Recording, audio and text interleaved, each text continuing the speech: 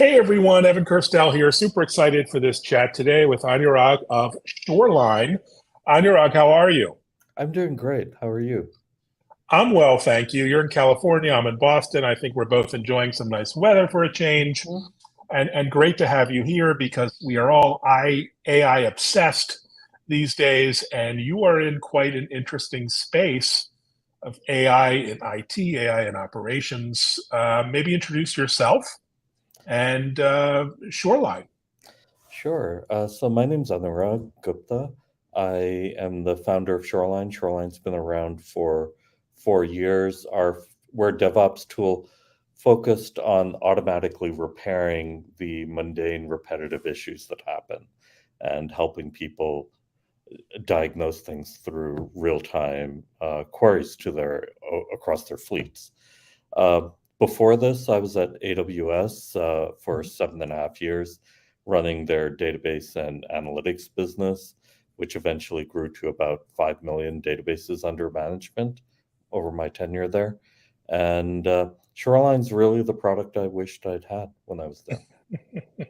Nothing like a practical solution to real problems. And I love how you call yourselves the cloud co-pilot, Mm. which is a wonderful and clever name. So tell us about the original idea for the company, a product you wish you had while at AWS. So is that where the idea came from and the team came from? What was the genesis of the company? Yeah, very much so. The genesis was really that. So, I'd get frustrated if by the fifth time that something was happening, right? Mhm. And, so what I used to do was every week, let's say there were 100 incidents that occurred, small things mostly, right? But what I try to look for is how do I reduce it by just 1% each week? Mm. And if you can do that, then by the end of the year, you'd think that you would be 50% better, right?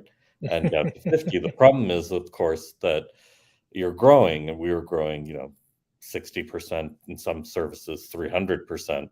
And so you really, just to keep your head above water, you needed to automate.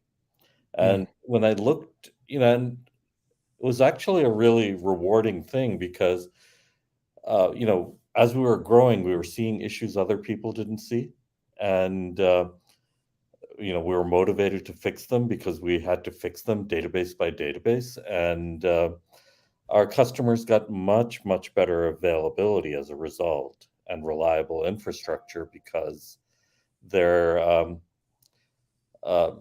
we saw things that they didn't see. We fixed things that they didn't care about. And it's way faster for the machine to do it than for a human being to do it.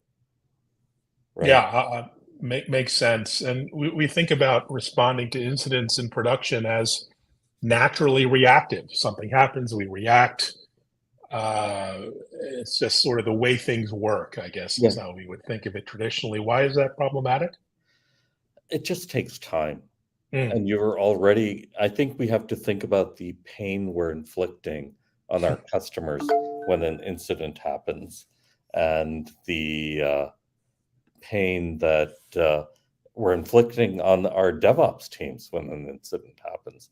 Because it could be happening on the weekend, it could be happening overnight. It's difficult and it creates a lot of stress for everyone involved, right? I normally don't worry about whether the water is going to run and be clean when I go and grab a glass. Yeah, I'd like compute infrastructure to be the same way. And so the way you do that is being more proactive, figuring out what happened before, because it's going to happen again. And, you know, trying to automate everything you can, whether it's minimally on the diagnostics, um, uh, maximally on, sorry, just pause. Chris is coming in at this point. Is it okay? Yeah, sure, Okay. absolutely. All More right. the merrier. Yeah. All right. Come on, it's one big party here. Um, How big is your team?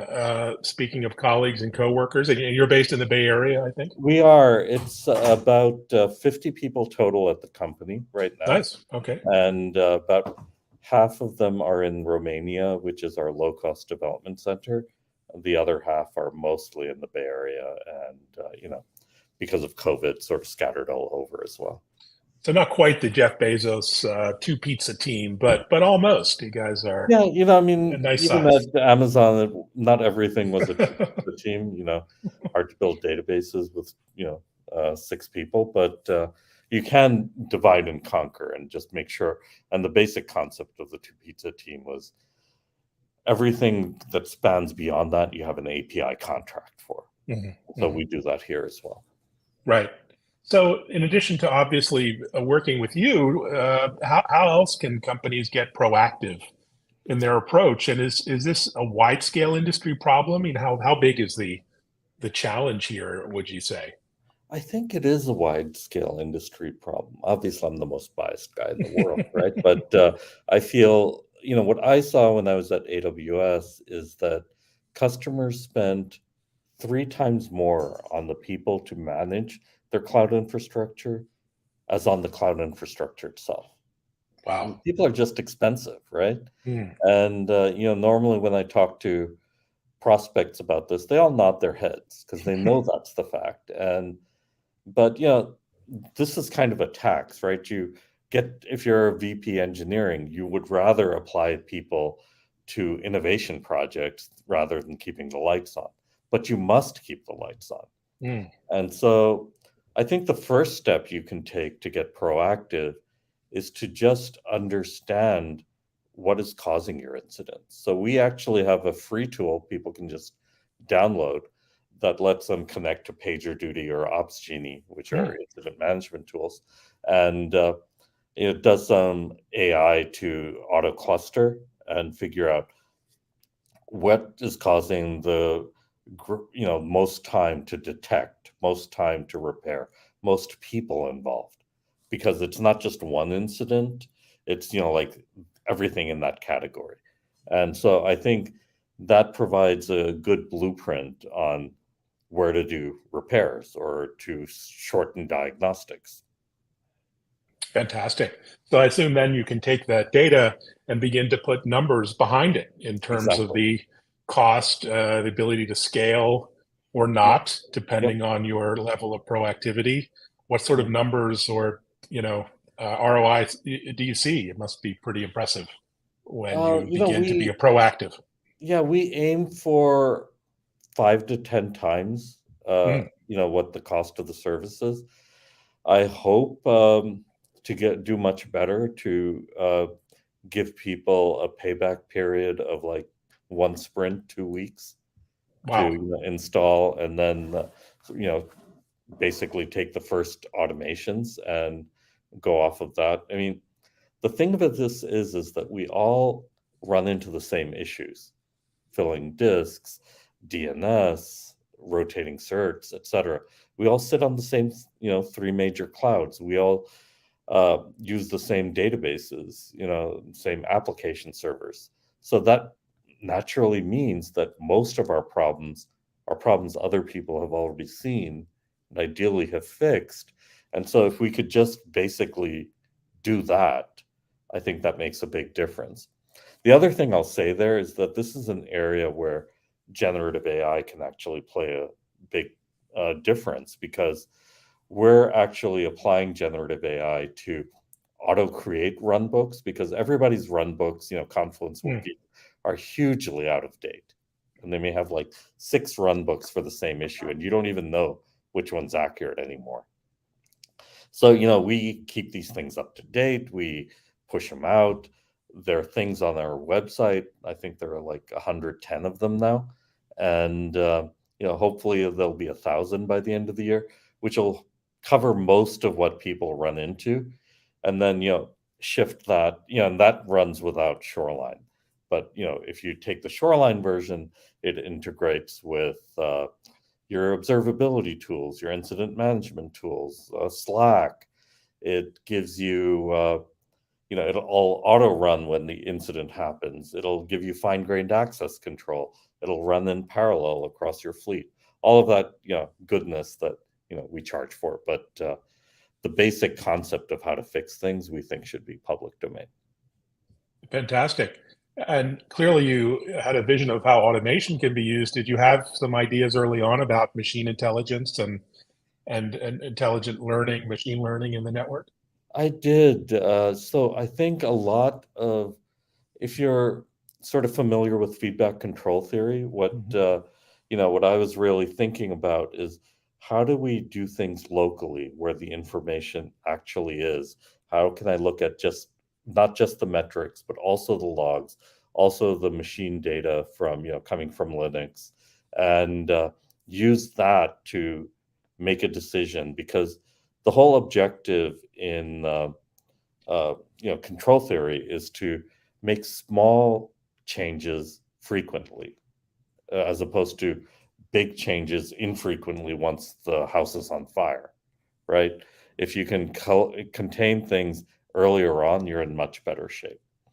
And so that's really, like a lot of the core behind what we do, plus, parallel distributed execution.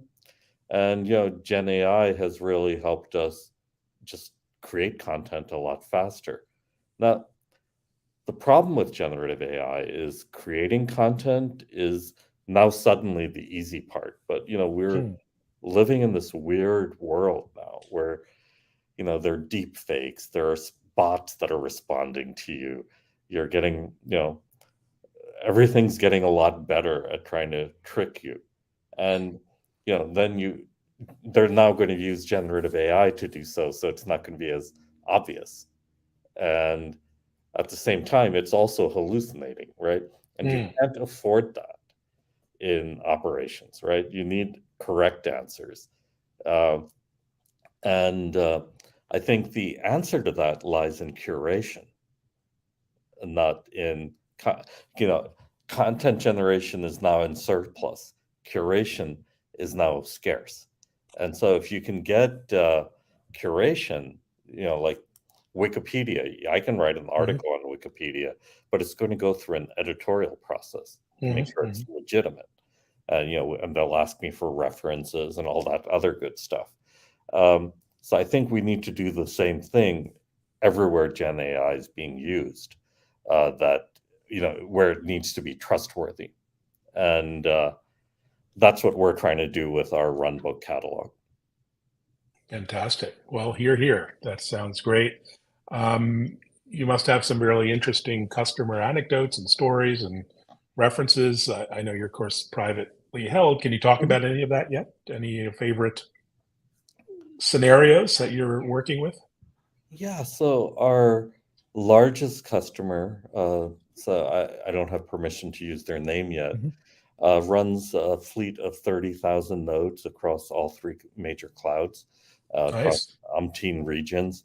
And it's really cool for them to be able to use Shoreline and just run a command across 10,000 instances, because that's just not capabilities that they had before. And you can use that in a lot of ways just to detect if something might be wrong, or, like avoid config drift, avoid bad versions, check for the, security vulnerabilities that have just happened, that are 0-day, all of that kind of stuff becomes easy. You can manage your fleet as though it were like a single box. And that's cool. We have another customer who's been working with us for about a year, Automation Anywhere. They're obviously passionate about automation. Last month they ran 18,000 automations through Shoreline, not for their product, but just to, just keep the lights on and make sure that their environment's healthy and they don't have stuck pods and Argo workflows are succeeding and disks are cleaning up. It sounds mundane because it is mundane, but that's all the more reason why a machine should do it, not a human being. What's the old ad for the washing machine? The repair guy is sitting there bored, yeah, exactly, and doesn't get any calls. But you must have some very happy IT practitioners who use the product and like are it must be a relief, and psychologically the burden of the overwhelm, and as you mentioned from your old days, is not fun. It's not nice to That's feel that way. exactly the goal. That's exactly the goal. And there's plenty of real work for everyone to do, Mhm. right? It's just this uh, mundane stuff that I think we'd rather that the machine do and just free up our time to do stuff that matters. Wonderful. So your team very busy, typical startup. Any interesting travel or other events coming up over the summer? I guess this used to be the quiet period, but I don't think it's so quiet. There's an AWS event this week. There's something every other Yeah, that's week right. in We're going IT. to be at Monotorama in Mhm. Portland on the 26th. We'll be at Dash in August. And just as you say, Evan, like things are getting uh, busy. So KubeCon's coming up. Obviously, the big one in our domain is reInvent, and so we're Mhm. looking forward to that. But if people want to chat with me, I'm readily available. They can just reach out on the rug at shoreline.io. It's easy. Fantastic. Well, thanks so much for your time. Thanks for the vision, and really exciting. It's a really radical new approach that's much needed. Appreciate it, Evan. Thanks for And your. thanks for watching, everyone. Thanks for viewing, and you can find this on the usual channels and reach out with any questions or comments. Bye-bye.